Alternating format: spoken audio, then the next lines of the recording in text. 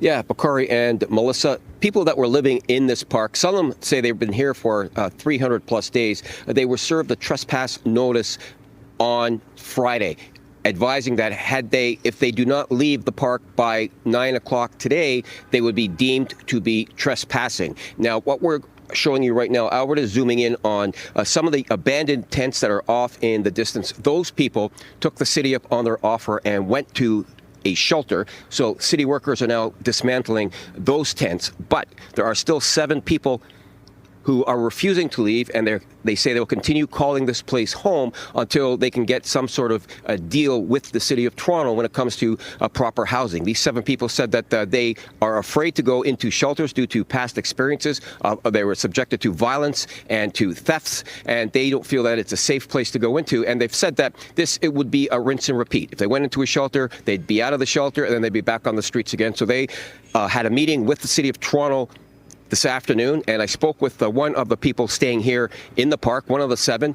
Her name is Cece, and she said that the city said to them that if they are not out of the park by 6 p.m. tonight, they will be removed. Now, there is in the Arrest Authority under the Trespass to Property Act, it's provincial legislation that allows for a police officer, and I have not seen any police officers here, by the way, or a peace officer to remove a person with force if they refuse to leave. And the strength of that arrest authority for a peace officer comes under the Trespass to Property Act, and it's a security guard who is acting as an agent on behalf, in this case, the city. City owns this property. The city wants people removed. The security have that same arrest authority as a police officer. But I don't think it's going to come to that, and I'd be very surprised if anybody came in here at 6 p.m. to remove these 7 people who are continuing to stay in this park. I get the distinct impression that city workers are going to work with these 7 people and try to come up with another solution so they can find a place that they can call home that's not a shelter. Here is more from Cece, who I spoke with a short time ago after they finished their meeting with the city,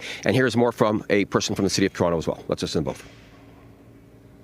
What we've been told so far is that the city and or the encampment office is going to continue with their offers of shelter spaces or temporary shelters instead of actually coming to the table and offering what we're asking for, which is apartments instead.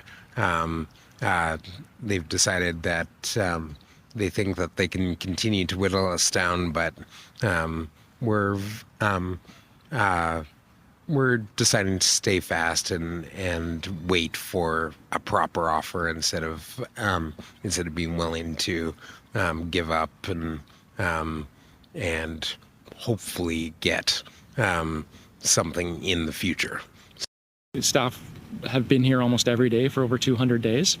We started with 56 residents of the encampment. We're now down to 7.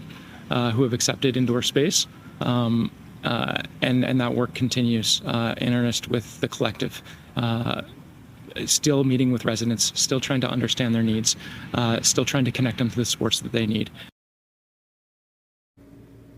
So those 7 people have vowed to stay here in the park until there's another solution offered to them.